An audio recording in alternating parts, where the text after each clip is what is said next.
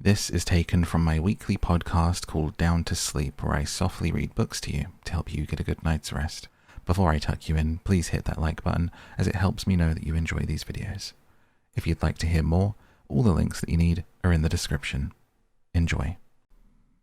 The Jungle Book by Rudyard Kipling. Mowgli's Brothers. It was 7 o'clock of a very warm evening in the Seonee Hills when Father Wolf woke up from his day's rest, scratched himself, yawned, and spread out his paws, one after the other, to get rid of the sleepy feeling in the tips.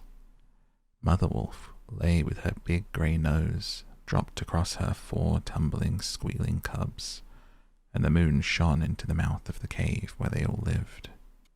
"It is time to hunt again," said Father Wolf. He was going to spring downhill when a little shadow with a bushy tail crossed the threshold and whined, "Good luck go with you, O Chief of the Wolves, and good luck and strong white teeth go with noble children, that they may never forget the hungry in this world." It was the jackal, Tabaki, the dish-licker, and the wolves of India despise Tabaki because he runs about making mischief and telling tales, eating rags and pieces of leather from the village rubbish heaps.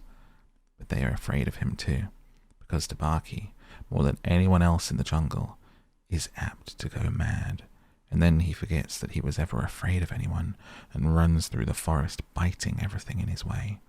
Even the tiger runs and hides when little Tabaki goes mad, for madness is the most disgraceful thing that can overtake a wild creature. We call it hydrophobia. They call it diwani, the madness, and run. "Enter then and look," said Father Wolf stiffly, "but there is no food here." "For a wolf, no," said Tabaki, "but for so mean a person as myself, a dry bone is a good feast. Who are we, the Gidalogue, which means the jackal people, to pick and choose?" He scuttled to the back of the cave where he found the bone of a buck with some meat on it, and sat, cracking the end merrily. "All thanks for this good meal," he said, licking his lips. "How beautiful are the noble children, how large are their eyes, and so young too. Indeed, I might have remembered that the children of kings are men from the beginning." Now Tabaki knew as well as anyone else that there is nothing so unlucky as to compliment children to their faces. It pleased him to see Mother and Father Wolf look uncomfortable. Tabaki sat still, rejoicing in the mischief he had made, and then he said spitefully, "Shere Khan, the big one, has shifted his hunting grounds. He will hunt among these hills for the next moon, so he has told me." Shere Khan was the tiger who lived near the Waingunga River, 20 miles away. "He has no right," Father Wolf began angrily. "By the law of the jungle, he has no right to change his quarters without due warning. He will frighten every head of game within 10 miles, and I have to kill for 2 these days." "His mother did not call him the lungri, lame one, for nothing," said Mother Wolf quietly. "He's been lame in 1 foot from his birth. That is why he has only killed cattle. Now the villagers of the Waingunga are angry with him, and he has come here to make our villagers angry. They will scour the jungle for him when he is far away, and we and our children must run when the grass is set alight. Indeed, we're very grateful to Shere Khan." "Shall I tell him of your gratitude?" said Tabaki. "Out," snapped Father Wolf. "Out and hunt with thy master. Thou hast done harm enough for 1 night." "I go," said Tabaki quietly. "Ye can hear Shere Khan below in the thickets. I might have saved myself the message." Father Wolf listened, and below in the valley that ran down to a little river, he heard a dry, angry, snarly, sing-song whine of a tiger who has caught nothing and does not care if all the jungle knows it. "The fool," said Father Wolf, "to begin a night's work with that noise. Does he think that our buck are like the fat Waingunga bullocks?" "It is neither bullock nor buck that he hunts tonight," said Mother Wolf. "It is man." The whine had changed to a sort of humming purr that seemed to come from every quarter of the compass. It was the noise that bewilders woodcutters and gypsies sleeping in the open, and makes them run sometimes into the very mouth of the tiger. "Man," said Father Wolf, showing all of his white teeth, Are there not enough beetles and frogs in the tanks that he must eat man, and on our ground too? The law of the jungle, which never orders anything without a reason, forbids every beast to eat man, except when he is killing to show his children how to kill, and then he must hunt outside the hunting grounds of his pack or tribe. The real reason for this is that man-killing means sooner or later the arrival of white men on elephants with guns, and hundreds of brown men with gongs and rockets and torches. Then everybody in the jungle suffers. The reason the beasts give among themselves is that man is the weakest and most defenseless of all living things, and it is unsportsmanlike to touch him. They say too, and it is true, that man-eaters become mangy and lose their teeth. The purr grew louder and ended in a full-throated roar of the tiger's charge. A howl, an untigerish howl from Shere Khan. "He's missed," said Mother Wolf. "What is it?" Father Wolf ran out a few paces and heard Shere Khan muttering and mumbling savagely as he tumbled about in the scrub. "The fool has had no more sense than to jump at a woodcutter's fire and burned his feet," said Father Wolf with a grunt. "Tabaki is with him." "Something is coming uphill," said Mother Wolf, twitching one ear. "Get ready." The bushes rustled a little in the thicket, and Father Wolf dropped with his haunches under him, ready for his leap. Then, if you had been watching, you would have seen the most wonderful thing in the world. The wolf checked in mid-spring. He made his bound before he saw what it was he was jumping at, and then he tried to stop himself. The result was that he shot up straight into the air for 4 or 5 feet, landing almost where he left ground. "Man," he snapped. "A man-cub. Look." Directly in front of him, holding on by a low branch, stood a naked brown baby who could just walk, as soft and as dimpled a little atom as ever came to a wolf's cave at night. He looked up into Father Wolf's face and laughed. "Is that a man-cub?" said Mother Wolf. "I've never seen one. Bring it here." A wolf, accustomed to moving his own cubs, can, if necessary, mouth an egg without breaking it. And though Father Wolf's jaws closed right on the child's back, not a tooth even scratched the skin as he laid it down among the cubs. "How little, how naked, how bold," said Mother softly. The baby was pushing his way between the cubs to get close to the warm hide. "He is taking his meal with the others, and so this is a man's cub. Now, was there ever a wolf that could boast of a man-cub among her children?" "I have heard now and again of such a thing, but never in our pack or in my time," said Father Wolf. "He is altogether without hair, and I could kill him with a touch of my foot.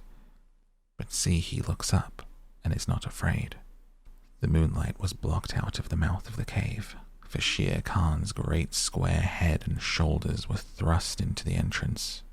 Tabaki behind him squeaking, my lord, it went in there."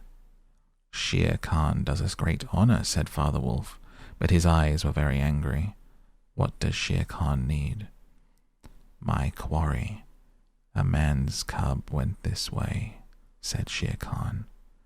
"Its parents have run off. Give it to me." Shere Khan had jumped at a woodcutter's fire, as Father Wolf had said, and was furious from the pain of his burned feet. But Father Wolf knew that the mouth of the cave was too narrow for a tiger to come in by. Even where he was, Shere Khan's shoulders and forepaws were cramped for want of room, as a man's would be if he tried to fight in a barrel. "The wolves are a free people," said Father Wolf. "They take orders from the head of the pack, and not from any striped cattle killer. The man's cub is ours to kill if we choose. Ye choose and ye do not choose. What talk is this of choosing? By the bull that I killed am I to stand nosing into your dog's den for my fair dues? It is I, Shere Khan, who speaks." The tiger's roar filled the cave with thunder. Mother Wolf shook herself clear of the cubs and sprang forward, her eyes like 2 green moons in the darkness, facing the blazing eyes of Shere Khan. "And it is I, Raksha, the demon, who answers. The man-cub is mine, Lungri, mine to me. He shall not be killed. He He shall live to run with the pack and to hunt with the pack, and in the end, look you, hunter of little naked cubs, frog-eater, fish-killer, he shall hunt thee. Now get hence, or by the Sambhur that I killed, back thou goest to thy mother, burned beast of the jungle, lamer than ever thou camest into the world, go. Father Wolf looked on amazed. He had almost forgotten the days when he won Mother Wolf in a fair fight from 5 other wolves, when she ran in the pack and was not called the demon for compliment's sake. Shere Khan might have faced Father Wolf, but he could not stand up against Mother Wolf, for he knew that where he was she had all the advantage of the ground and would fight to the death. So he backed out of the cave mouth growling, and when he was clear he shouted, "Each dog barks in his own yard. We will see what the pack will say to this fostering of man-cubs. The cub is mine, and to my teeth he will come in the end. O bush-tailed thieves." Mother Wolf threw herself down panting among the cubs, and Father Wolf said to her gravely, "Shere Khan speaks this much truth. The cub must be shown to the pack. Wilt thou still keep him, mother?" "Keep him," she gasped. "He came naked by night, alone, and very hungry, yet he was not afraid.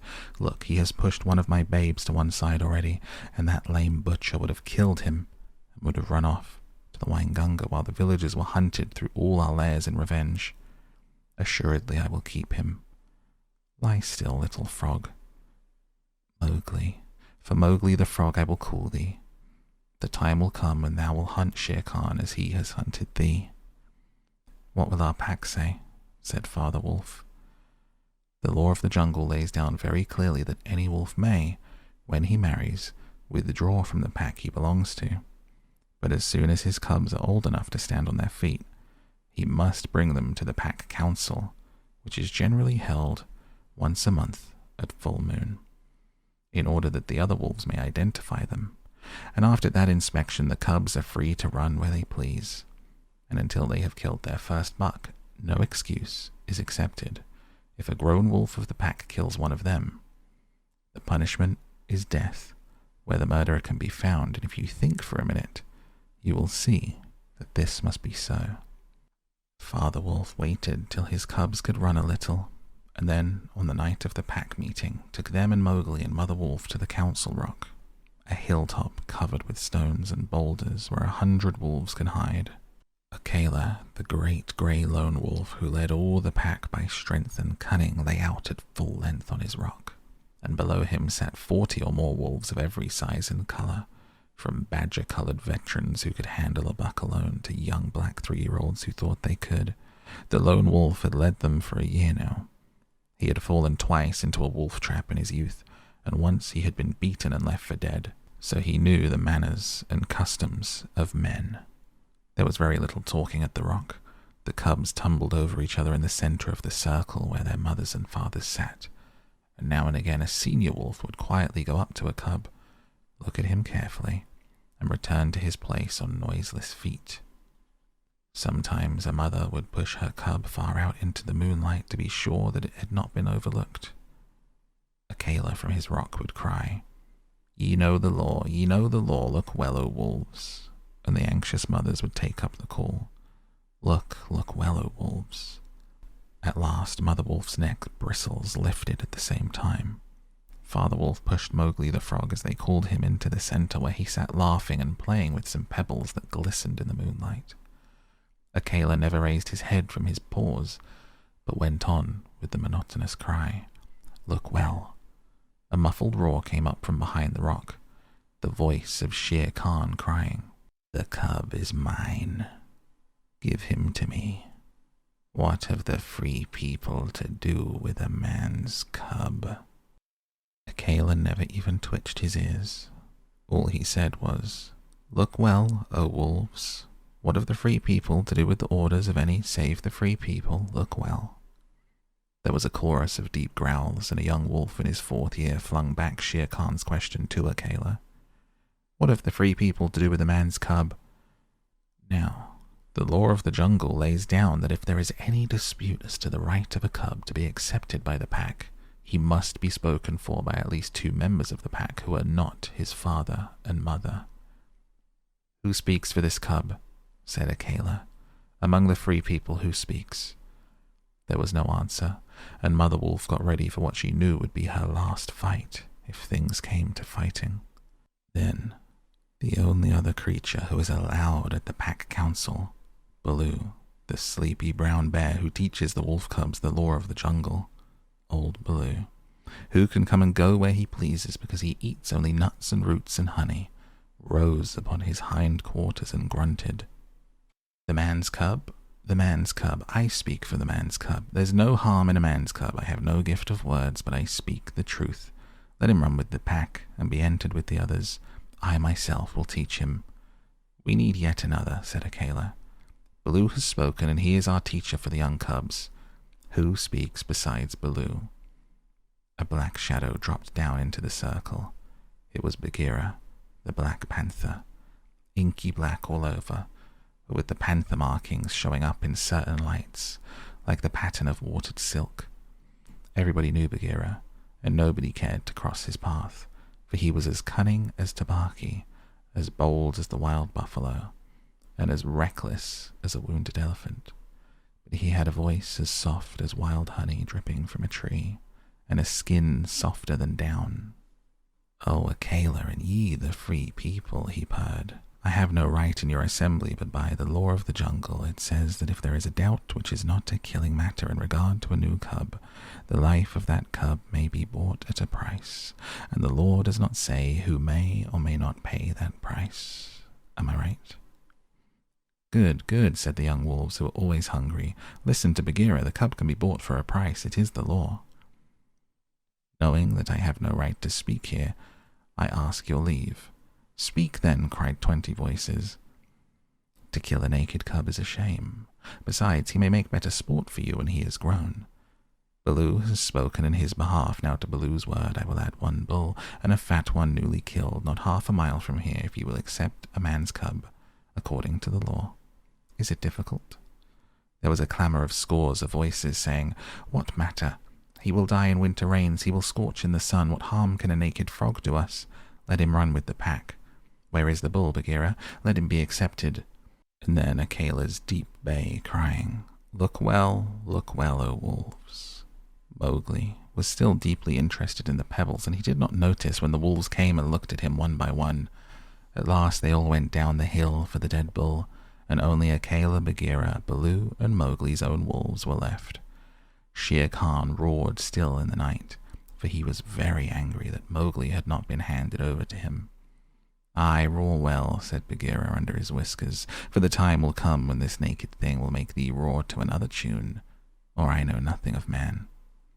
"It was well done," said Akela. "Men and their cubs are very wise. He may be of help in time." "Truly, a help in time of need, for none can hope to lead the pack forever," said Bagheera. Akela said nothing. He was thinking of the time that comes to every leader of every pack, when his strength goes from him and he gets feebler and feebler, till at last he is killed by the wolves, and a new leader comes up to be killed in his turn. "Take him away," he said to Father Wolf, "and train him as he befits one of the free people." And that is how Mowgli was entered into the Seeonee wolf pack, for the price of a bull, and on Baloo's good word. Now, you must be content to skip 10 or 11 whole years and only guess at all the wonderful life that Mowgli led among the wolves, because if it were written out it would fill ever so many books. He grew up with the cubs, though they, of course, were grown wolves, almost before he was a child, and Father Wolf taught him his business, and the meaning of things in the jungle, till every rustle in the grass, every breath of the warm night air, every note of the owls above his head, every scratch of a bat's claws as it roosted for a while in a tree, and every splash of every little fish jumping in a pool meant just as much to him as the work of his office means to a businessman. When he was not learning, he sat out in the sun and slept, and ate and went to sleep again. When he felt dirty or hot, he swam in the forest pools, and when he wanted honey, Baloo told him that honey and nuts were just as pleasant to eat as raw meat. He climbed up for it, and that Bagheera showed him how to do. Bagheera would lie out on a branch and call, "Come along, little brother," and at first Mowgli would cling like the sloth, but afterwards he would fling himself through the branches almost as boldly as the grey ape. He took his place at Council Rock too. When the pack met, there he discovered that if he stared hard at any wolf, the wolf would be forced to drop his eyes, and so he used to stare for fun. At other times he would pick the long thorns out of the pads of his friends, for wolves suffer terribly from thorns and burrs in their coats. He would go down the hillside into the cultivated lands by night, and look very curiously at the villagers in their huts, but he had a mistrust of men, because Bagheera showed him a square box with a drop gate so cunningly hidden in the jungle that he nearly walked into it, and told him that it was a trap. He loved, better than anything else, to go with Bagheera into the dark, warm heart of the forest, to sleep all through the drowsy day, and at night see how Bagheera did his killing. Bagheera killed right and left as he felt hungry, and so did Mowgli, with one exception. As soon as he was old enough to understand things, Bagheera told him he must never touch cattle, because he had been brought into the pack at the price of a bull's life. "All the jungle is thine," said Bagheera, "and thou canst kill everything that thou art strong enough to kill. But for the sake of the bull that bought thee, thou must never kill or eat any cattle, young or old. That is the law of the jungle." Mowgli obeyed faithfully, and he grew and grew strong, as a boy must grow who does not know that he is learning any lessons and who has nothing in the world to think of except things to eat. Mother Wolf told him once or twice that Shere Khan was not a creature to be trusted, and that someday he must kill Shere Khan. But though a young wolf would have remembered that advice every hour, Mowgli forgot it, because he was only a boy. Though he would have called himself a wolf, he had been able to speak in a human tongue. Shere Khan was always crossing his path in the jungle, for as Akela grew older and feebler, the lame tiger had come to be great friends with the younger wolves of the pack, who followed him for scraps, a thing Akela would have never allowed if he had dared to push his authority to the proper bounds. Then Shere Khan would flatter them and wonder that such fine young hunters were content to be led by a dying wolf and a man-cub. "They tell me," Shere Khan would say, "that at council ye dare not look him between the eyes," and the young wolves would growl and bristle. Bagheera, who had eyes and ears everywhere, knew something of this, and once or twice he told Mowgli in so many words that Shere Khan would kill him someday. Mowgli would laugh and answer, "I have the pack, and I have thee, and Baloo, though he is so lazy, might strike a blow or two for my sake. Why should I be afraid?" It was one very warm day that a new notion came to Bagheera, born of something that he had heard. Perhaps Ikki the porcupine had told him, but he said to Mowgli when they were deep in the jungle, as the boy lay with his head on Bagheera's beautiful black skin, "Little brother, how often have I told thee that Shere Khan is thy enemy?" "As many times as there are nuts on that palm," said Mowgli, who naturally could not count. "What of it? I'm sleepy, Bagheera, and Shere Khan is all long tail and loud talk, like Mao the peacock. But this is no time for sleeping. Baloo knows it, I know it, the pack knows it, and even the foolish, foolish deer know. Tabaki has told thee too." "Oh," said Mowgli, "Tabaki came to me not long ago with some rude talk that I was a naked man's cub and not fit to dig pine nuts. But I caught Tabaki by the tail, and I swung him twice against a palm tree to teach him better manners." "That was foolishness, for though Tabaki is a mischief maker, he would have told thee of something that concerned thee closely. Open those eyes, little brother. Shere Khan dare not kill thee in the jungle, but remember Akela is very old, and soon the day comes when he cannot kill his buck, and he will be leader no more. Many of the wolves that looked thee over when thou wast brought to the council first are old, and the young wolves believe, as Shere Khan has taught them, that a man-cub has no place with the pack. In a little time thou wilt be a man." "And what is a man that he should not run with his brothers?" said Mowgli.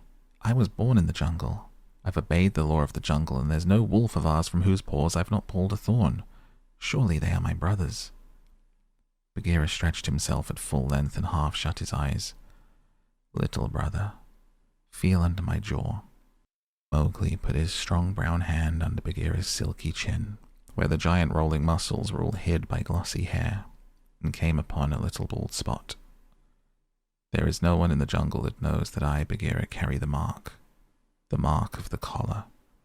And yet, little brother, I was born among men, and it was among men that my mother died, in the cages of the king's palace. Because of this, that I paid the price for thee at the council when thou wast a little naked cub. Yes, I too was born among men. I had never seen the jungle. They fed me behind bars from an iron pan, till one night I felt that I was Bagheera the panther and no man's plaything, and I broke the silly lock with one blow of my paw and came away. And because I had learned the ways of men, I became more terrible in the jungle than Shere Khan. Is it not so? Yes, said Mowgli. All the jungle fear Bagheera, all except Mowgli. Oh, thou art a man's cub, said the Black Panther very tenderly. And even as I returned to my jungle, so thou must go back to men at last, to the men who are thy brothers, if thou art not killed in the council. But why? Why should any wish to kill me? Said Mowgli.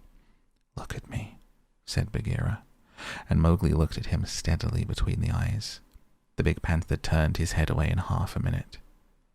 That is why, he said, shifting his paws on the leaves. Not even I can look thee between the eyes. And I was born among men, and I love thee, little brother. The others, they hate thee because their eyes cannot meet thine, because thou art wise, thou hast pulled out thorns from their feet, because thou art a man. I did not know these things, said Mowgli sullenly, and he frowned under his heavy black eyebrows. What is the law of the jungle? Strike first and then give tongue. By thy very carelessness they know thou art a man. But be wise. It is in my heart that when a Kala misses his next kill, and at each hunt it costs him more to pin the buck, the pack will turn against him and against thee. They will hold a jungle council at the rock, and then, I have it, said Bagheera, leaping up. Go thou down quickly to the men's huts in the valley and take some of the red flower which they grow there, so that when the time comes thou mayest even have a stronger friend than I or Baloo, or those of the pack that love thee. Get the red flower. By red flower, Bagheera meant fire. Only no creature in the jungle will call fire by its proper name. Every beast lives in deadly fear of it, and invents 100 ways of describing it. The red flower, said Mowgli, that grows outside their huts in the twilight? I will get some. There speaks the man's cub, said Bagheera proudly. Remember that it grows in little pots. Get one swiftly and keep it by thee for the time of need. Good, said Mowgli. I go. But art thou sure, O my Bagheera? He slipped his arm around the splendid neck and looked deep into the big eyes. Art thou sure this is all Shere Khan's doing? By the broken lock that freed me, I am sure, little brother. Then, by the bull that bought me, I will pay Shere Khan full tale for this. And it may be a little over, said Mowgli, and he bounded away. Mowgli was far and far through the forest, running hard, and his heart was hot in him. He came to the cave as the evening mist rose, and drew breath, and looked down the valley. The cubs were out, but Mother Wolf at the back of the cave knew by his breathing that something was troubling her frog. What is it, son? She said. Some bat chatter of Shere Khan, he called back. I hunt among the ploughed fields tonight. He plunged downward through the bushes to the stream at the bottom of the valley. There he checked, for he heard the yell of the pack hunting, heard the bellow of a hunted samba, the snort as the buck turned at bay. Then there were wicked, bitter howls from the young wolves. Let the lone wolf show his strength. Room for the leader of the pack. Spring, Akela! The lone wolf must have sprung and missed his hold, for Mowgli heard the snap of his teeth, and then a yelp as the samba knocked him over with his forefoot. He did not wait for anything more, but dashed on, and the yells grew fainter behind him as he ran into the croplands where the villagers lived. Bagheera spoke the truth, he panted, as he nestled down in some cattle fodder by the window of a hut. Tomorrow is one day both, for Akela and for me. He pressed his face close to the window and watched the fire on the hearth. He saw the husbandman's wife get up and feed it in the night with black lumps. When the morning came and the mists all white and cold, he saw the man's child pick up a wicker pot plastered inside with earth, fill it with lumps of red-hot charcoal, put it under his blanket, and go out to tend the cows in the byre. "Is that all?" said Mowgli. "If a cub can do it, then there is nothing to fear." He strode around the corner and met the boy, took the pot from his hand, and disappeared into the mist, while the boy howled with fear. "They're very like me," said Mowgli, blowing into the pot as he had seen the woman do. "This thing will die if I do not give it things to eat." He dropped twigs and dried bark on the red stuff. Halfway up the hill he met Bagheera, with the morning dew shining like moonstones on his coat. "Akela has missed," said the panther. "They would have killed him last night, but needed thee also. They were looking for thee on the hill." "I was among the ploughed lands. I'm ready, see?" Mowgli held up the fire pot. "Good. Now, I have seen men thrust a dry branch into that stuff, and presently the red flower blossomed at the end of it. Art thou not afraid?" "No. Why should I fear? I remember now, if it's not a dream, how, before I was a wolf, I lay beside the red flower, and it was warm and pleasant." All that day, Mowgli sat in the cave tending his fire pot, dipping dry branches into it to see how they looked. He found a branch that satisfied him, and in the evening, when Tabaki came to the cave and told him rudely enough that he was wanted at Council Rock, he laughed until Tabaki ran away. Then Mowgli went to the council, still laughing. Akela, the lone wolf, lay by the side of his rock as a sign that the leadership of the pack was open, and Shere Khan with his following of scrap-fed wolves walked to and fro openly being flattered. Bagheera lay close to Mowgli. The fire pot was between Mowgli's knees. When they were all gathered together, Shere Khan began to speak, a thing he would never have dared to do when Akela was in his prime. "He has no right," whispered Bagheera. "Say so, he is a dog's son. He will be frightened." Mowgli sprang to his feet. "Free people," he cried. "Does Shere Khan lead the pack? What has a tiger to do with our leadership?" Seeing that the leadership is yet open, and being asked to speak, Shere Khan began. "By whom?" said Mowgli. "Are we all jackals to fawn on this cattle butcher?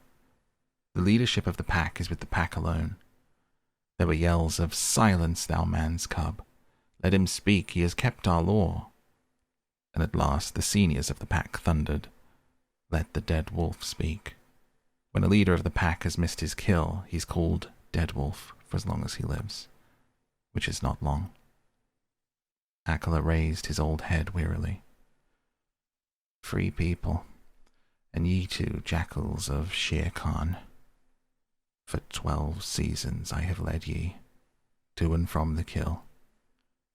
In all that time not one has been trapped or maimed. Now I have missed my kill. You know how that pot was made. You know how ye brought me up to an untried buck to make my weakness known. It was cleverly done. Your right is to kill me here on the Council Rock now. Therefore I ask who comes to make an end of the lone wolf.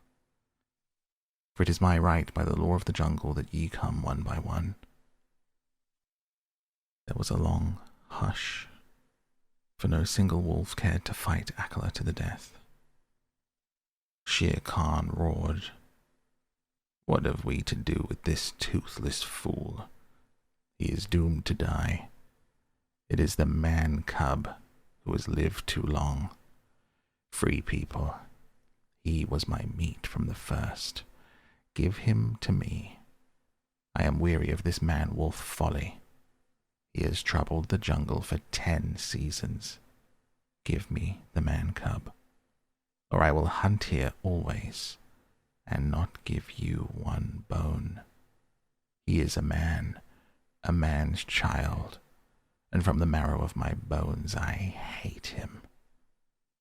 Then more than half of the pack yelled, "A man, a man. What is a man to do with us?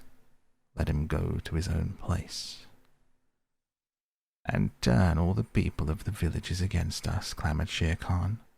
"No, give him to me. He is a man, and none of us can look him between the eyes." Akela lifted his head again and said, "He has eaten our food. He has slept with us. He has driven game for us. He has broken no word of the law of the jungle. Also, I paid for him with a bull when he was accepted. The worth of a bull is little, but Bagheera's honor is something that he will perhaps fight for," said Bagheera in his gentlest voice. "A bull paid 10 years ago," the pack snarled. "What do we care for bones that are 10 years old?" "Or for a pledge," said Bagheera, his white teeth bared under his lip. "Well are ye called the Free People. No man's cub can run with the people of the jungle," howled Shere Khan. "Give him to me." "He is our brother in all but blood," Akela went on, "and ye would kill him here. In truth, I have lived too long. Some of ye are eaters of cattle, and of others I have heard that, under Shere Khan's teaching, ye go by dark night and snatch children from the village's doorstep. Therefore, I know ye to be cowards, and it is to cowards that I speak.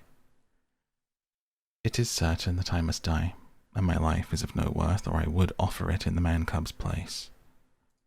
But for the sake of the honor of the pack, a little matter that by being without a leader ye have forgotten, I promise that if ye can let the man-cub go to his own place, I will not, when my time comes to die, bear one tooth against ye. I will die without fighting. That will at least save the pack 3 lives. More I cannot do, but if ye will, I can save ye the shame that comes of killing a brother, against whom there is no fault. A brother spoken for and brought into the pack, according to the law of the jungle." "He is a man, snarled the pack. Most of the wolves began to gather round Shere Khan, whose tail was beginning to switch. "Now the business is in thy hands," said Bagheera to Mowgli. "We can do no more, except fight." Mowgli stood upright, the fire pot in his hands. He stretched out his arms and yawned in the face of the council. But he was furious, with rage and sorrow, for, wolf-like, the wolves had never told him how they hated him. "Listen, you," he cried. "There is no need for this dog's jabber.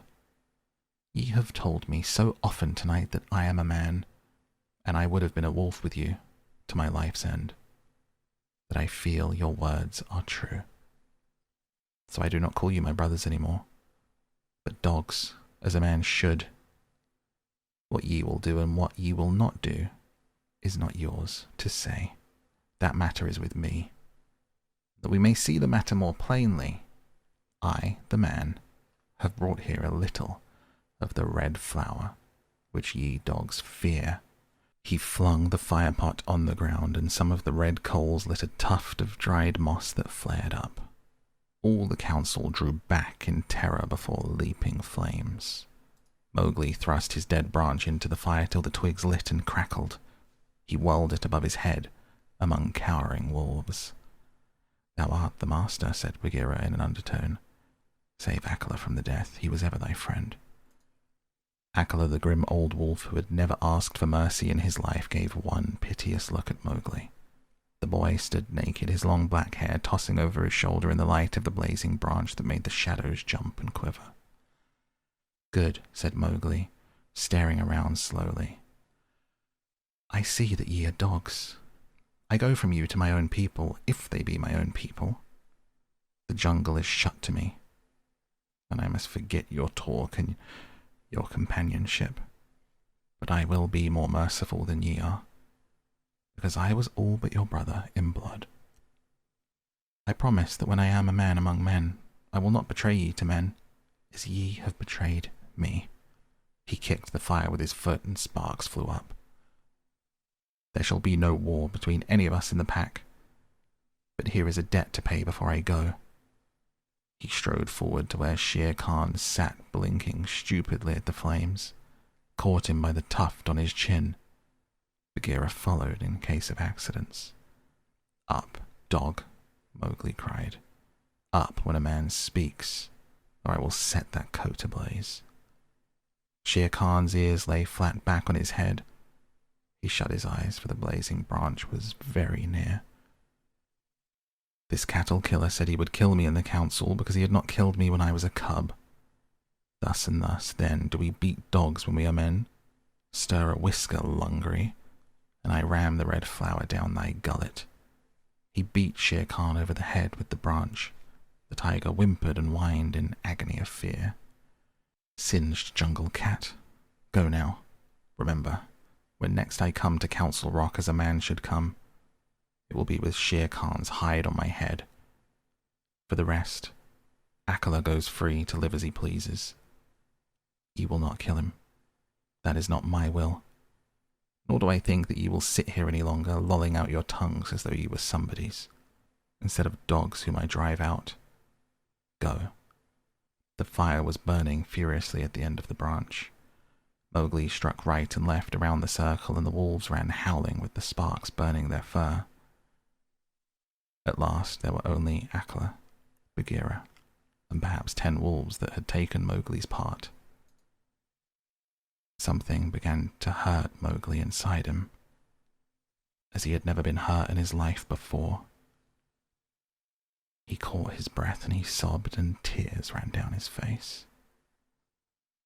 "What is it? What is it?" he said. I do not wish to leave the jungle, and I do not know what this is. Am I dying, Bagheera?" "No, little brother. That is only tears such as men use," said Bagheera. "Now I know thou art a man, and a man's cub no longer. The jungle is shut indeed to thee henceforward. Let them fall, Mowgli, they are only tears." So Mowgli sat and cried as though his heart would break, and he had never cried in all of his life before. "Now," he said, "I will go to men. But first I must say farewell to my mother." He went to the cave where she lived with Father Wolf. He cried on her coat, while the 4 cubs howled miserably. "Ye will not forget me," said Mowgli. "Never while we can follow a trail," said the cubs. "Come to the foot of the hill when thou art a man. We will talk to thee. We will come into the croplands to play with thee by night." "Come soon," said Father Wolf. "Wise little frog, come again soon, for we be old, mother and I." "Come soon," said Mother Wolf, "little naked son of mine. For listen, child of man, I loved thee more than I ever loved my cubs." "I will surely come," said Mowgli. "And when I come it will be to lay out Shere Khan's hide upon Council Rock. Do not forget me. Tell them in the jungle never to forget me." Dawn was beginning to break when Mowgli went down the hillside alone to meet those mysterious things that are called men. Kaa's hunting. His spots are the joy of the leopard, his horns are the buffalo's pride. Be clean, for the strength of the hunter is known by the gloss of his hide. If ye can find the bullock can toss ye, or the heavy-browed samba can gore, ye need not stop work to inform us. We knew it 10 seasons before. Oppress not the cubs of the stranger, but hail them as sister and brother. For though they are little and fubsy, it may be the bear is their mother. There is none like to me says the cub in the pride of his earliest kill. But the jungle is large, the cub he is small. Let him think, and be still. The maxims of Baloo. All that is told here happened some time before Mowgli was turned out by the wolf pack, or avenged himself on Shere Khan the tiger. It was in the days when Baloo was teaching him the law of the jungle. The big, serious old brown bear was delighted to have so quick a pupil, for the young wolves will only learn as much of the law of the jungle as applies to their own pack and tribe, and run away as soon as they can repeat the hunting verse. Feet that make no noise, eyes that can see in the dark, ears that can hear the winds in their lairs, and sharp white teeth. All these things are the marks of our brothers except Tabaki the jackal and the hyena, whom we hate. But Mowgli, as a man-cub, had to learn a great deal more than this. Sometimes Bagheera the Black Panther would come lounging through the jungle to see how his pet was getting on. He would purr with his head against a tree whilst Mowgli recited the day's lesson to Baloo. The boy could climb almost as well as he could swim, and swim almost as well as he could run. So Baloo, the teacher of the law, taught him the wood and the water laws, how to tell a rotten branch from a sound one, how to speak politely to the wild bees when he came upon a hive of them 50 feet above ground, what to say to Mang the bat when he disturbed him in the branches at midday, and how to warn the water snakes in the pool before he splashed down among them. None of the jungle people like being disturbed, and are all very ready to fly at an intruder. Then too Mowgli was taught the stranger's hunting call, which must be repeated aloud till it is answered. Whenever one of the jungle people hunts outside his own grounds, it means translated, "Give me leave to hunt here, because I am hungry." The answer is hunt for food, but not for pleasure. This will show you how much Mowgli had to learn by heart, and he grew very tired of saying the same thing over 100 times. But as Baloo said to Bagheera one day when Mowgli had been cuffed and run off in a temper, a man's cub is a man's cub, and he must learn all the law of the jungle. But think how small he is, said the Black Panther, who would have spoiled Mowgli if he had had his own way. How can his little head carry all thy long talk? Is there anything in the jungle too little to be killed? No. That's why I teach him these things. That is why I hit him, very softly, when he forgets. Softly? What dost thou know of softness, old iron feet? Bagheera grunted. His face is all bruised today by thy softness. Ugh. Better he should be bruised from head to foot by me who love him, than that he should come to harm through ignorance, Baloo answered, very earnestly. I am now teaching him the master words of the jungle that shall protect him with the birds and the snake people, and all that hunt on 4 feet except his own pack. He can now claim protection if he will only remember the words from all in the jungle. Is not that worth a little beating? Well, look to it then that thou dost not kill the man-cub. He is no tree trunk to sharpen thy blunt claws upon. But what are those master words? I'm more likely to give help than to ask for it. Bagheera stretched out one paw and admired the steel-blue ripping chisel talons at the end of it. Still, I should like to know. I will call Mowgli, and he shall say them, if he will. Come, little brother. My head is ringing like a bee tree, said a sullen little voice over their heads. Mowgli slid down a tree trunk, very angry and indignant, adding as he reached the ground, I come for Bagheera, and not for thee, fat old Baloo. That is all one to me, said Baloo, though he was hurt and grieved. Tell Bagheera, then, the master words of the jungle that I taught thee this day. Master words for which people? Said Mowgli, delighted to show off. The jungle has many tongues. I know them all. A little thou knowest, but not much. See, O Bagheera, they never thank their teacher. Not one small wolfling has ever come back to thank old Baloo for his teachings. Say the word for the hunting people, then, great scholar. We be of one blood, ye and I, said Mowgli. giving the words the bare accent which all the hunting people use. "Good. Now for the birds," Mowgli repeated, with the kite's whistle at the end of each sentence. "Now, the snake people," said Bagheera. The answer was a perfectly indescribable hiss, and Mowgli kicked up his feet behind, clapped his hands together to applaud for himself, and jumped onto Bagheera's back, where he sat sideways, drumming his heels on the glossy skin, making the worst faces that he could think of at Baloo. There, that was worth a little bruise," said the brown bear tenderly. "Some day thou wilt remember me." Then he turned aside to tell Bagheera how he had begged the master words from Hathi the wild elephant, who knows all about all these things, and how Hathi had taken Mowgli down to the pool to get the snake word from a water snake, because Baloo could not pronounce it, and how Mowgli was now reasonably safe against all accidents in the jungle, because neither snake, bird, nor beast would hurt him. "No one then is to be feared," Baloo wound up, patting his big furry stomach with pride. "Except his own tribe," said Bagheera under his breath, and then aloud to Mowgli to "Have care for my ribs, little brother. What is all this dancing up and down?" Mowgli had been trying to make himself heard by pulling at Bagheera's shoulder fur and kicking hard. When the two listened to him, he was shouting at the top of his voice.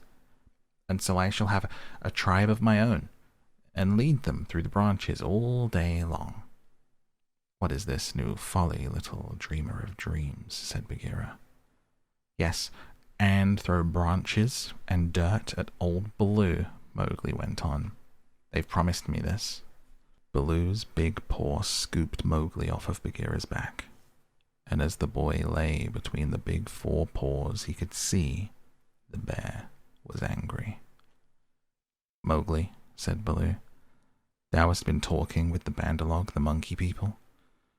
Mowgli looked at Bagheera to see if the panther was angry too, and Bagheera's eyes were as hard as jade stones. "Thou hast been with the monkey people? The grey apes, the people without a law, the eaters of anything? That is great shame." "When Baloo hurt my head," said Mowgli as he was still on his back, "I went away, and the grey apes came down from the trees, and they had pity on me. No one else cared." He snuffled a little. "The pity of the monkey people," Baloo snorted. "The stillness of the mountain stream, the cool of the summer sun, and then, man-cub? And then they gave me nuts and pleasant things to eat. They carried me in their arms to the top of the trees, and they said I was their blood brother, except that I had no tail, and should be their leader some day." "They have no leader," said Bagheera. "They lie. They have always lied." "They were very kind. They bade me come again. Why have I never been taken among the monkey people? They stand on their feet as I do. They do not hit me with their hard paws. They play all day. Let me get up. Bad Baloo, let me up. I will play with them again."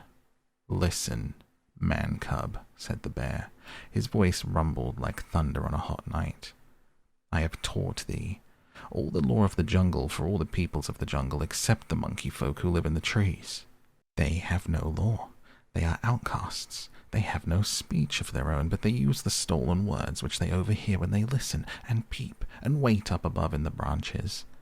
Their way is not our way. They are without leaders. They have no remembrance. They boast and chatter and pretend that they are a great people, about to do great affairs in the jungle. But the falling of a nut turns their minds to laughter, and all is forgotten. We of the jungle have no dealings with them. We do not drink where the monkeys drink. We do not go where the monkeys go. We do not hunt where they hunt. We do not die where they die. Hast thou ever heard me speak of the Bandalog till today?" "No," said Mowgli in a whisper. The forest was very still now Baloo had finished. "The jungle people put them out of their mouths and out of their minds. They are very many, evil, dirty, shameless, and they desire, if they have any fixed desire, to be noticed by the jungle people. But we do not notice them, even when they throw nuts and filth on our heads." He had hardly spoken when a shower of nuts and twigs spattered down through the branches and they could hear coughing and howling and angry jumping high up in the air among the thin branches. "The monkey people are forbidden," said Baloo. "Forbidden to the jungle people, remember?" "Forbidden," said Bagheera. "But I still think Baloo should have warned thee against them." How was I to guess that he would play with such dirt? The monkey people. A fresh shower came down on their heads, and the two trotted away, taking Mowgli with them. What Baloo had said about the monkeys was perfectly true. They belonged to the treetops, and as beasts very seldom look up, there was no occasion for the monkeys and the jungle people to cross each other's path. But whenever they found a sick wolf, or a wounded tiger or bear, the monkeys would torment him. They would throw sticks and nuts at any beast for fun, in the hope of being noticed. Then they would howl and shriek their senseless songs, and invite the jungle people to climb up the tree and fight them, or start a furious battle over nothing among themselves, and leave dead monkeys where jungle people could see them. They were always going to just have a leader and laws and customs of their own, but they never did. Their memories would not hold over from day to day, and so they compromised things by making up a saying. What the Bandalog think now, the jungle will think later. That comforted them a great deal. None of the beasts could reach them, but on the other hand, none of the beasts would notice them, and that was why they were so pleased when Mowgli came to play. And they heard how angry Baloo was. And that is where we close the book on tonight's episode of Down to Sleep and on the Jungle Book.